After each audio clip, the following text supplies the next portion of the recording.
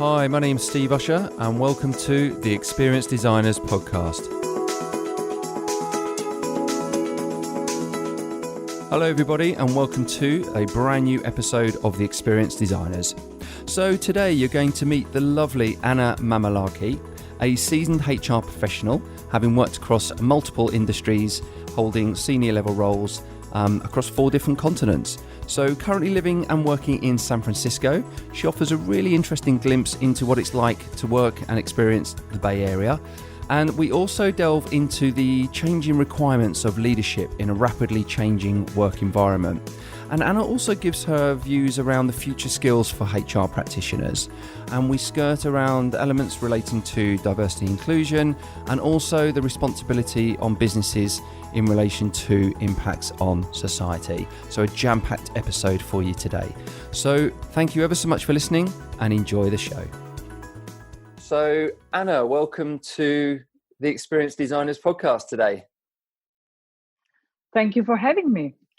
Very much so. So just in the way of an introduction and an overview about yourself, just to the audience. Well, yeah, I would definitely say that my work scope for the last 20 plus years was in global roles. Most of the time, consulting executive management across multiple departments, cultures, and very diverse geographies on people management matters.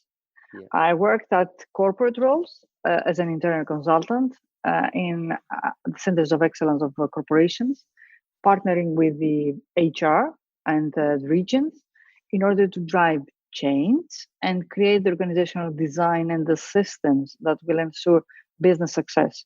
And at the same time, have ensure for the corporation the social license to operate and ensure the best employee experience. Yeah. I worked in various countries around the globe, in 4 different continents, in many different industries: manufacturing, financial services, retail, consumer goods. I was always trying to transform how the organization was performing for the sake of the employees. That was my scope, and into the journey of meeting the needs of a workplace that will fulfill these requirements. I had employed very much technology that I had embraced from the very first moment. Yeah. And I had experienced the change. I would say not the change, the maturity of our society. Society is really transforming itself due to technology, due to the maturity of the people as well. Yeah. So in my recent work, I also help HR professionals build the case and prepare themselves for this new reality. Yes. Yeah. And there's, absolutely. I'll come on to HR development for sure. Can I just ask, those 4 continents, did you experience any differences in those from a geographical location in terms of the challenges they faced, or were there any consistencies that you've come across over that time and period as well? Oh, yeah. Well, imagine that there were times that, for example, I was trying to unify the way that the employee experience was being done for a corporate environment that involved countries such as the East Coast of USA, among them very civilized ones like Boston, Florida, Virginia, and many others. And at the same table, at the very same table, I had to combine interests of countries in North Africa and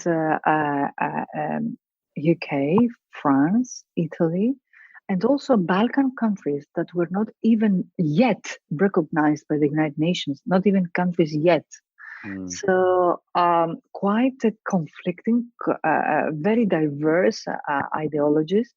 And these people had to agree on how to treat the employee, while their societies were absolutely different in the way that they were perceiving the person itself.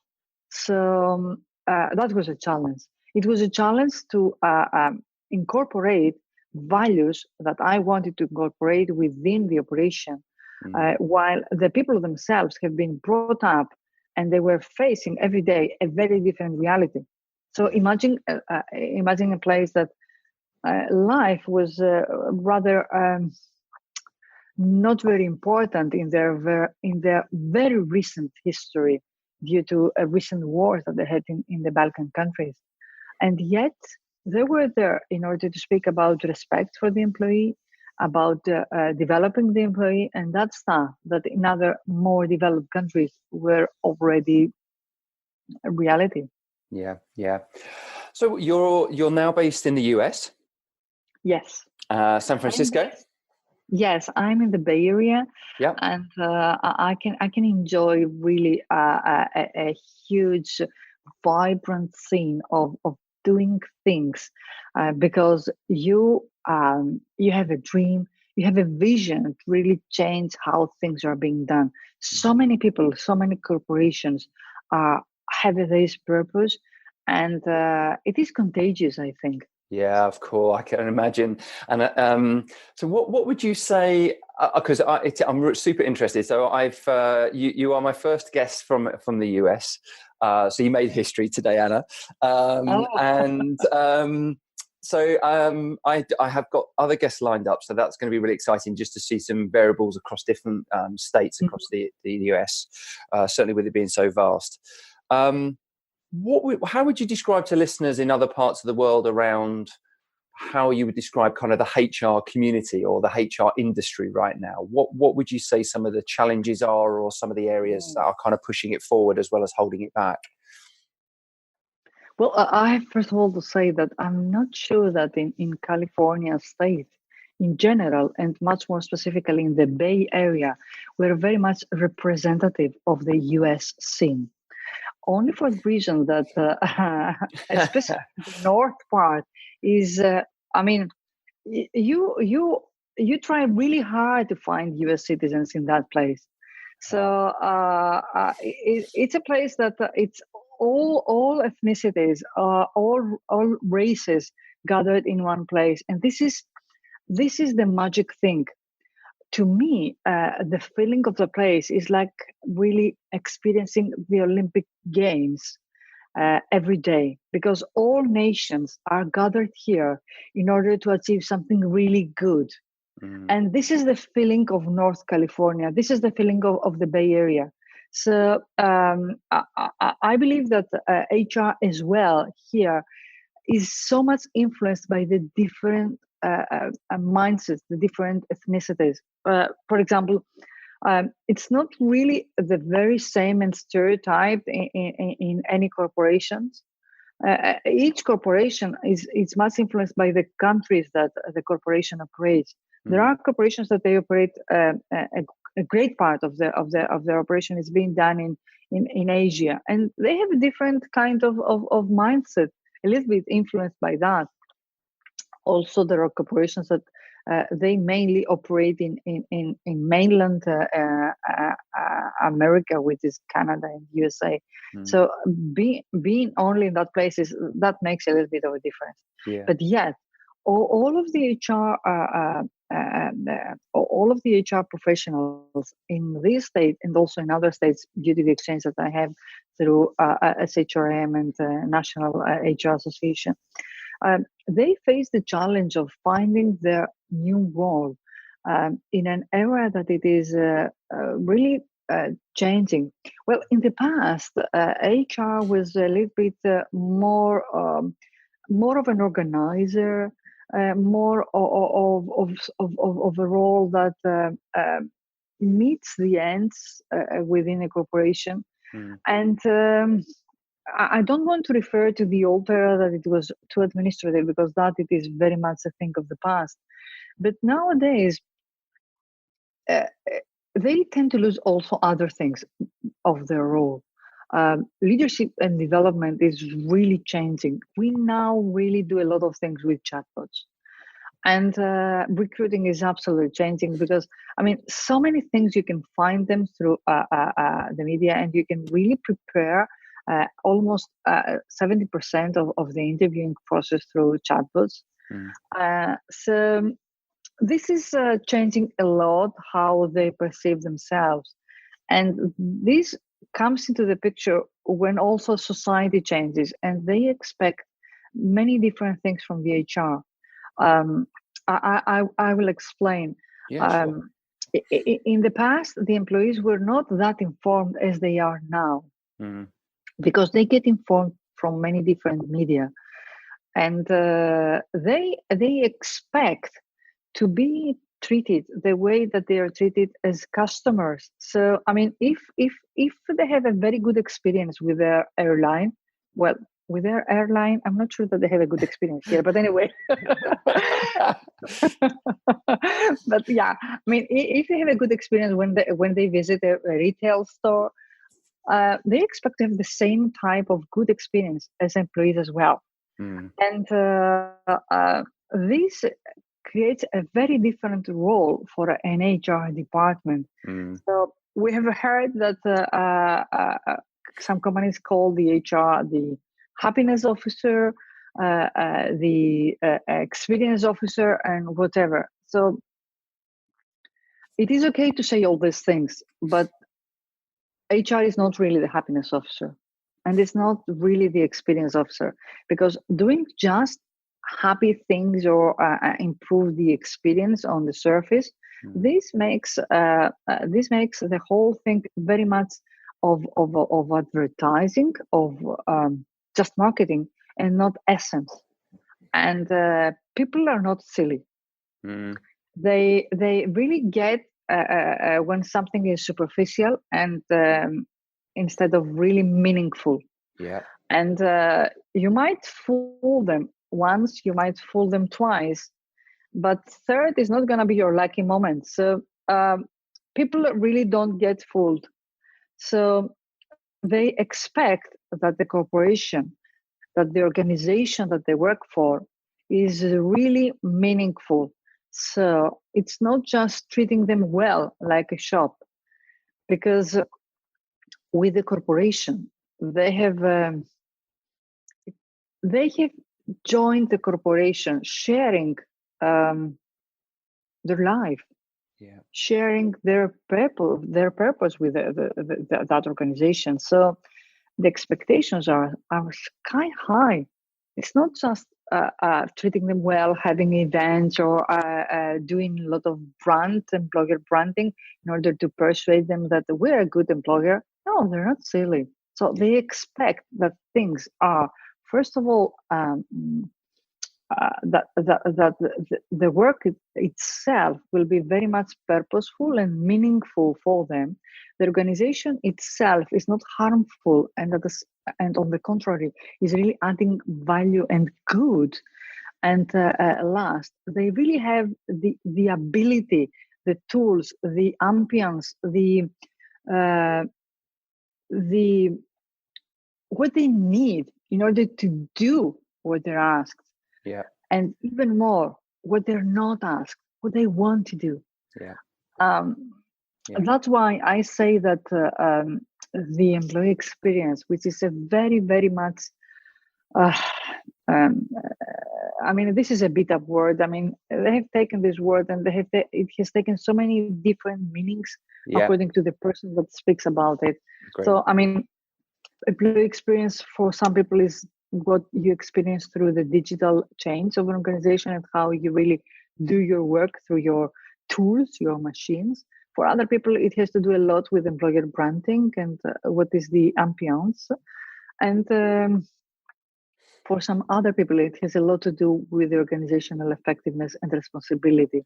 Yeah. And this is what I fight for, that understanding that the employee experience is real and sustainable only if it has to do with the effectiveness of the organization inside the organization Yeah.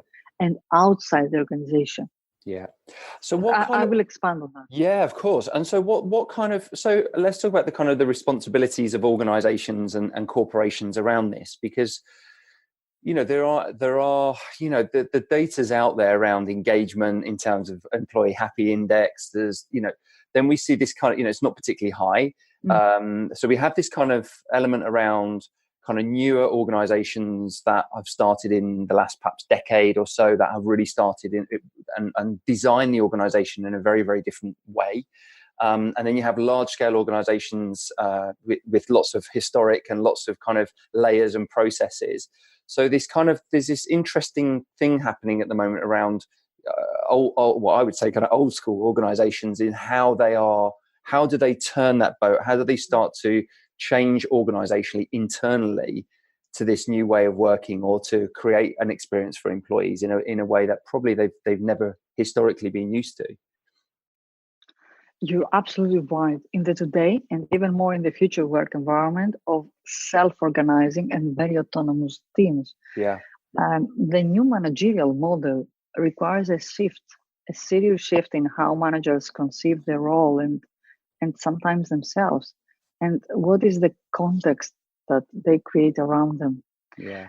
The command and control model is really a thing of the past. Dumb. Doesn't anymore have an implementation, even in a manufacturing environment, in a plant operation. So the role of a manager in a today organization is not to determine the content of people's work, but to provide the context for that work. It is the human aspect that will matter much more than the knowledge that the manager has. This is one very crucial thing that affects the employee experience in the workplace, and does have to do with branding. It doesn't have to do with the happy events. It doesn't have to do with the digital experience. It is absolutely a different thing. In the new work environment, career progress for a person is more of an expansion and less of an ascent. Yes. It is much more managing the organization as a behavioral system for this reason. Yeah. An individual, imagine that an individual's advancement will depend on his or her capacity to manage behavior in the organizational context of an ever increasing complexity. So yeah, it is much more driving the behaviors beyond anything else. Yes. So for achieving this, someone has not only to overcome how things were being done up to now, but also in certain cases overcome mindsets dictated by different countries, cultures, and life models that the person has. Imagine people that have been brought up in different cultures. I've experienced people that they were very much proud even by just having a degree, and they were admired by a whole village, going back to their Indian village, and they were welcomed like gods. And when they got an important role within a corporation, I mean, they were feeling little gods. How you can really help that person understand the difference that he has to deal with, while in the background that he has been brought up the first 20 years of his or her life, he has been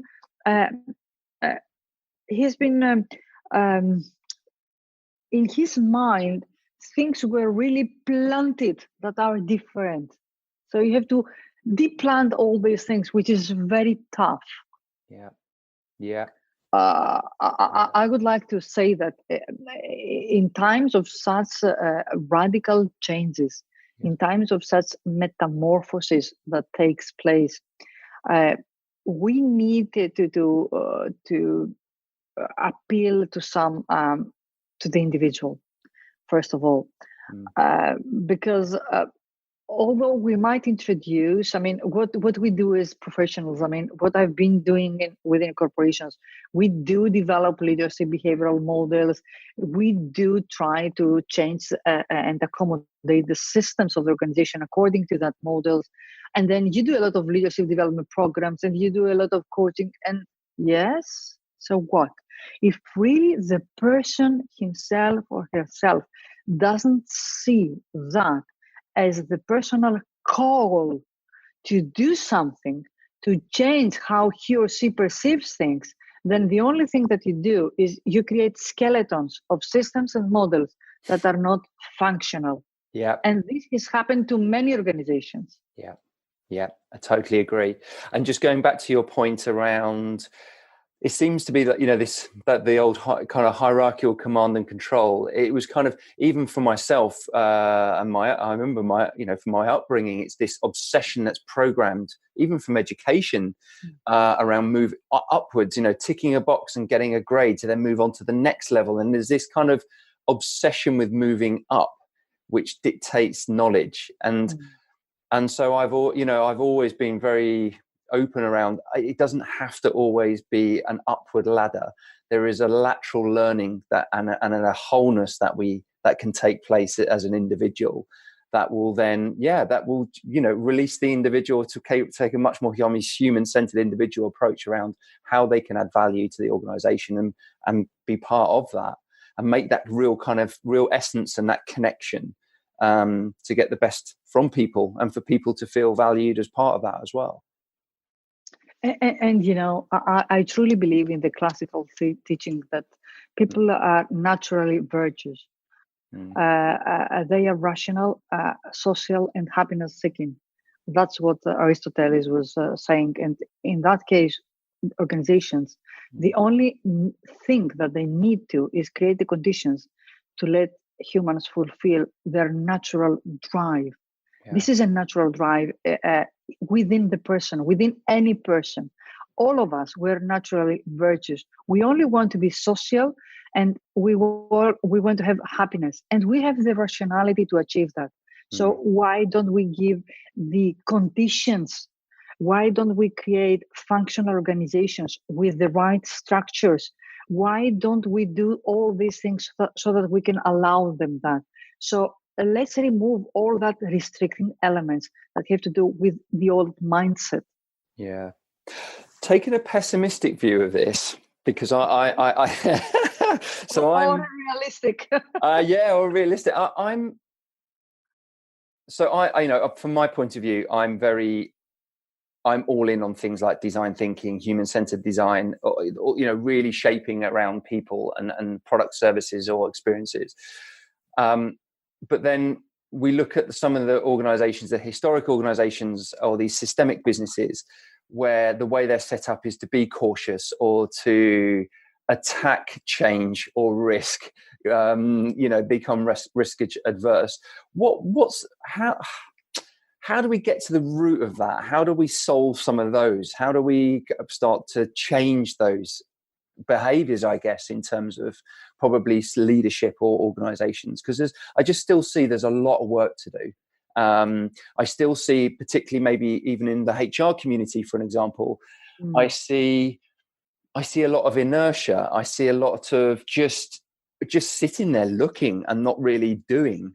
I see a lot of fear, actually. I see a lot of apprehension about, oh my God, what is going on? You read the press or Wired magazine or anything, you see that this change is coming, technology is evolving, we're in this phase of rapid exponential growth.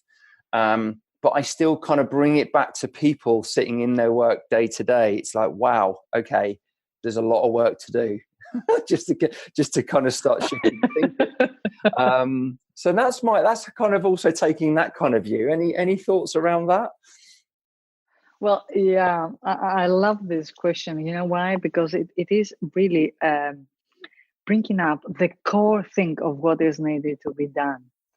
And I on purpose visited this philosophy, Aristotle's philosophy, because there are some things that we need to rediscover. And one of the things that we need to rediscover is really the nature of the person itself. So I would like to bring the example of Zappos, which is a holacracy organization that there is no hierarchy, no structures, no managers, in fact. Yeah. And it's a very successful company. It sustains itself for decades now, and has a huge profit incoming. So when they started operating, and they had this kind of holacratic kind of structure of functioning, to the acknowledgement, I mean, it was wonderful that the HR manager that was already there, she said, I couldn't really stand it. She left the company. She said, no, I can't really stand that. That's a mess. I can't really deal with the situation. And she left the company. And of course, they went on without HR and doing things in different ways. And then different clusters of people that were taking over things that had to do with HR and so on. So I believe that for an organization to change and move ahead, you need the persons. And for the persons to help themselves understand what is the situation and get into the new reality, they need the society. So it is very much the one linked to the other. Each person, in order to bring himself or herself to a new reality, they need to get the input from the outside, from the people around them, and have this epiphany, listen to a new call and do different things. But at the same time, for an organization to transform itself, you need some rather pioneer people, a little bit crazy compared to the others, to have the eyes for something, for a different reality. Yeah. So this is why we need a very diverse work environment. Because when you have very diverse people within a work environment, you can combine these two things very well. And this is the things that they drag an organization further down the road of its evolution. I totally agree.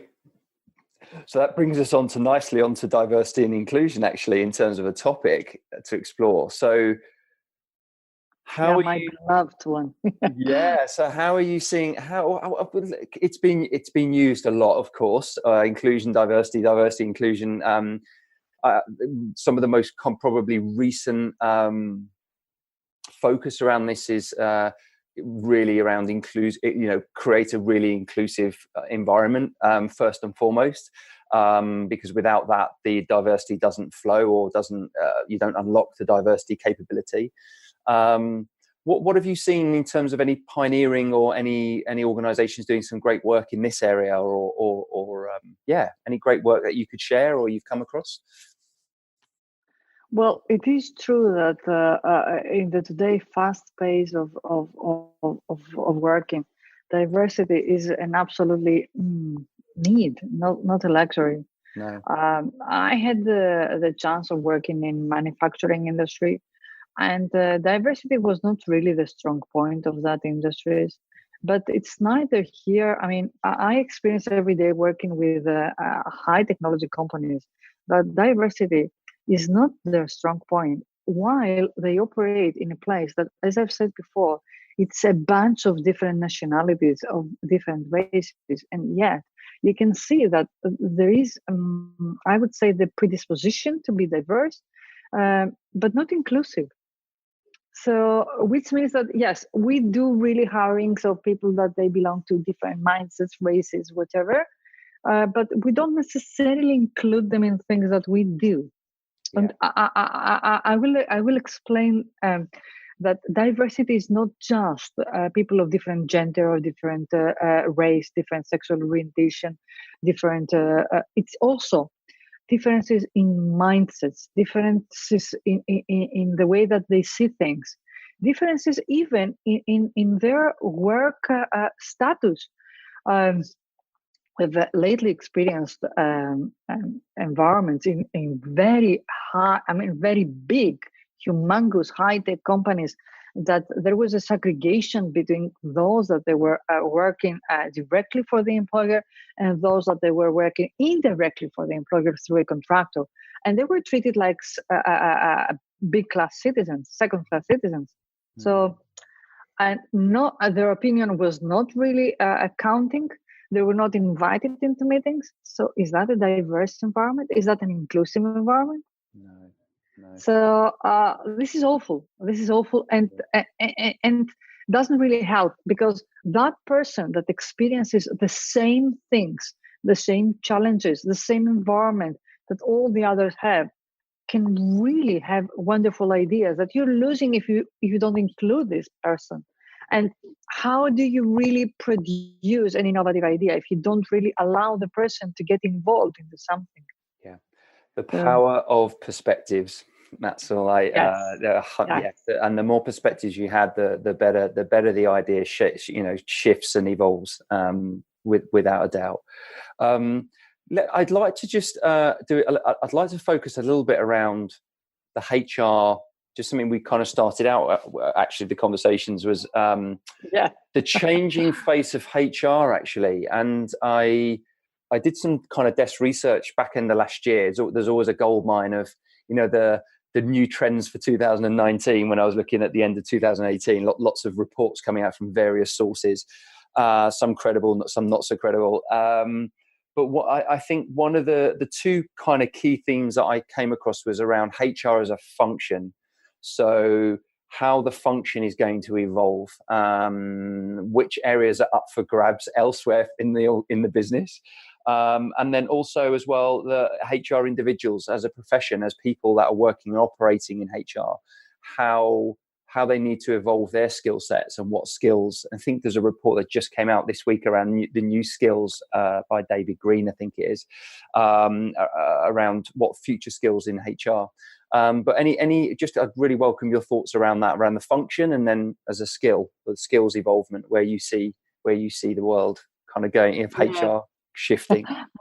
My beloved topic. Thank you for the opportunity. That's my beloved topic. Yes. Good stuff. I mean, I imagine that a lot of the things that an HR professional does are really outsourced. I mean, you can really outsource to consultants a lot of developing the models within a corporation, the structures, a lot of the administrative staff, a lot of the leadership development staff. So what really an HR professional does, and the most important that you need from an HR professional within the corporation is two words, just two words, really. Go on. And that is stakeholder engagement. Okay.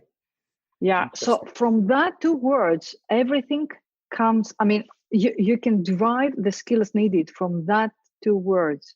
But I will elaborate a lot on that. Interesting. I will start by saying that a corporation does not just produce the products or services it produces. It produces a culture that goes further and beyond its own employees, because many corporations have influenced how we think about life. And I'm not going to speak about the big ones that, I mean, naturally, they have changed the way that we function. Apple, for example. I mean, we function pretty differently in 2007, 10 years ago, or 12 years ago. But imagine even corporations that had to do with food industry. I mean, or manufacturing. When an operation starts within a big community, within a country, it changes how people see their own lives. I would like to describe that in the current situation, what is how a professional experiences his or her work life. Long hours, lack of economic security, high cost of healthcare, that is very US, exhaustion, surviving in a gig economy, trying to really have gigs and surviving out of these gigs, lack of parental support, here in US very much, and high stress that has come to characterize work life in many industrialized countries, very much in the United States, which they represent a huge amount of work professionals around the globe. Yeah. These have been leading to chronic illnesses, including depression and anxiety. Yeah. All this, and plus that the new family habits that this specific work life creates, along with the stress of how personal data is being utilized by the corporations, plus the challenges of our own society to offer equal opportunities to all of our fellow human beings. All these things, if you put them in the mixer, they signify massive changes of the society values. So it is the way that we work changes the values of our society. So is it important to get back to my employer or look after my sick kid? What is more important? For many communities, it is very much important to get back to my employer. Yeah. Yeah. So this is not only billions of dollars for the community in order to recover, but also irreparable damage in the cognitive and intellectual capital of the society. Yeah. Which is an important source upon which all corporations and the broader society relies for its prosperity. Yeah. I'm very much fond of the teachings of a professor here in the Graduate School of Business in Stanford University. It's a professor of organizational behavior called Jeffrey Pfeffer. Pfeffer, spelling is really bad. That's okay. And he has written a rather provocative book titled Dying for a Paycheck. Die for a paycheck. Dying for a paycheck. Oh, God. Wow. He provides a vast trove of evidence and numerous examples from all over the world to uncover the disastrous toll of modern work life. Wow. If corporations are monitoring their environmental impact, how much they pollute the environment, at least to some extent they do it. Yeah. Why not be monitoring their social pollution as well? Yes, totally agree. And we should be... yeah. For God's sake. Good stuff.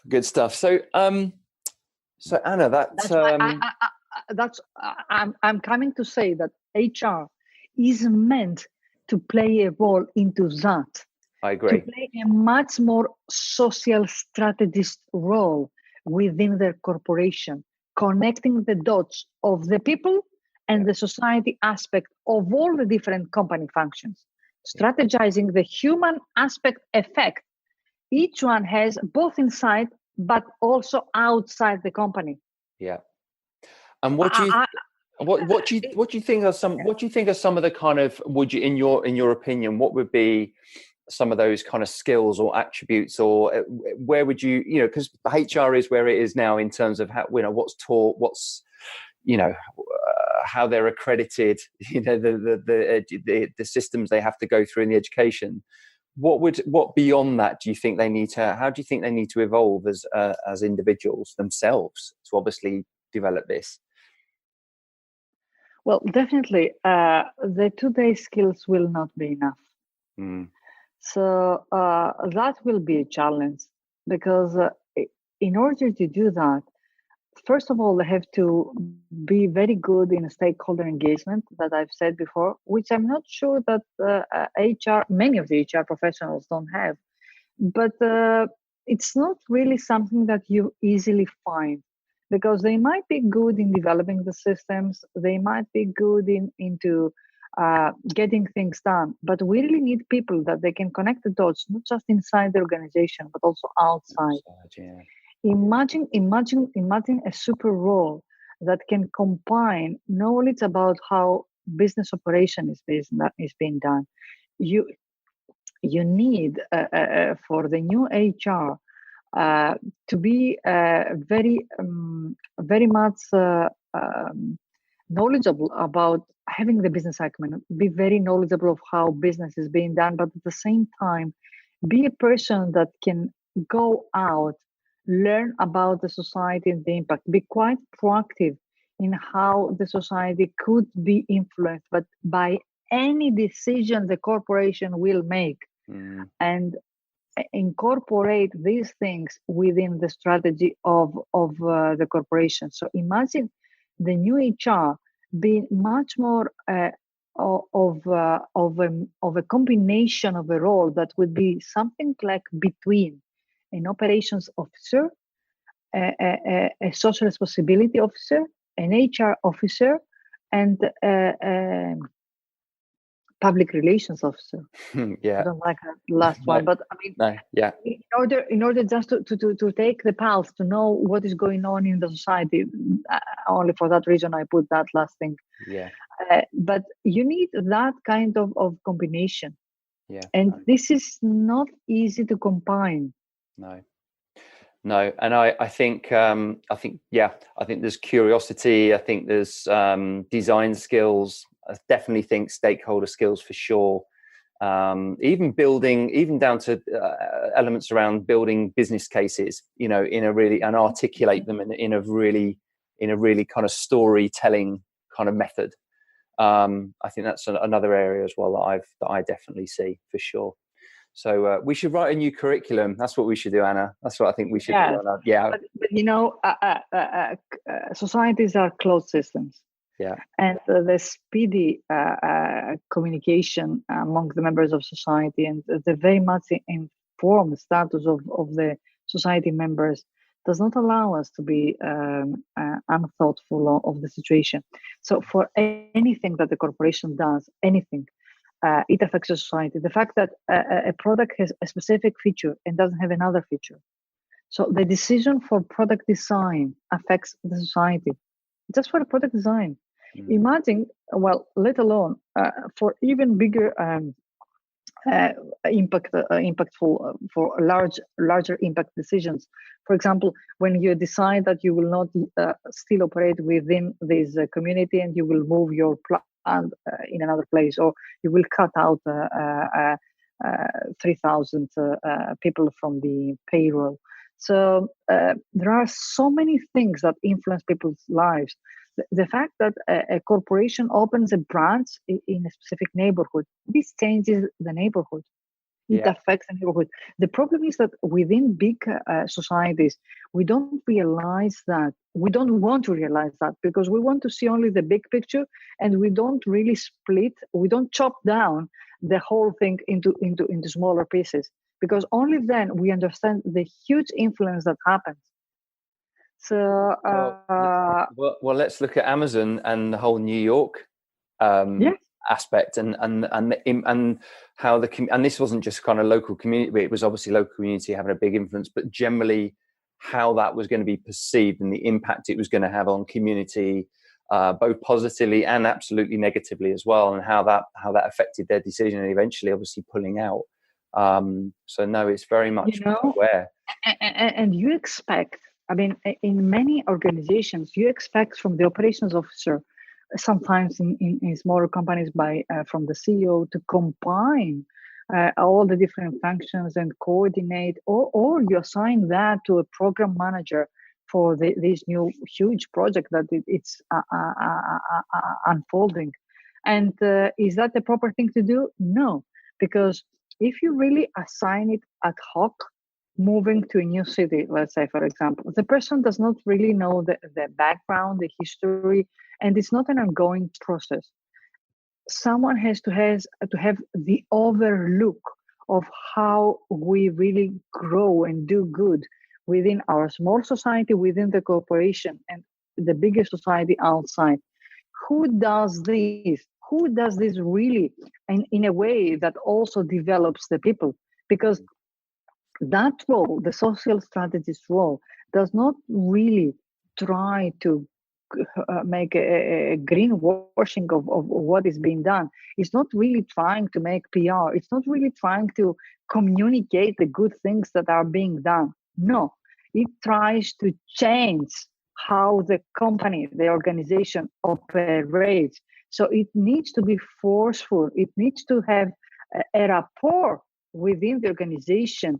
And it needs to be really having a rapport on the people aspect of every different function within the corporation. You can name it, either logistics, either production, either commercialization, design, whatever. Because only then, with this really connecting the dots role, you can not just take note, but be proactive on things that can be influencing. And only then you can monitor doing good for the development of the people or not. Yeah. Because nowadays there are roles of social responsibility, roles of PR, roles of employee engagement, but they are disconnected. Mm-hmm. And who connects this role? Who? A CEO that has humongous things in his or her mind to do every day.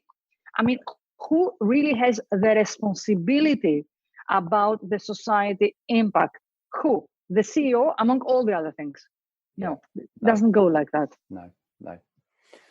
So Anna, that I think that brings us very nicely to the end of our podcast today.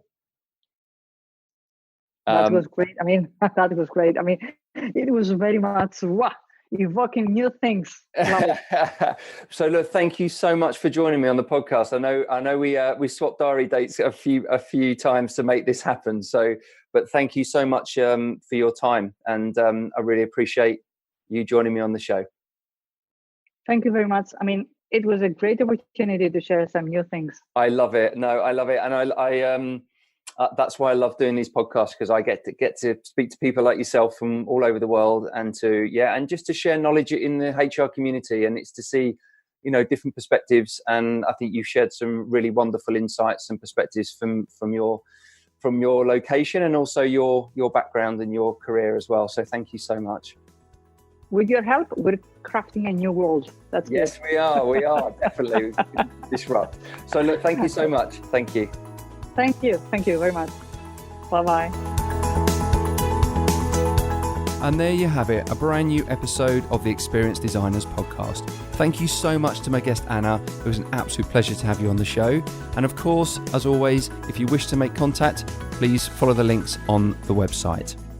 So next up, Chicago, where we will have the opportunity to meet Daniel Valerois, and we will discuss design and data. Definitely an interesting one. So thanks ever so much for listening, and until the next time, thank you. Bye-bye.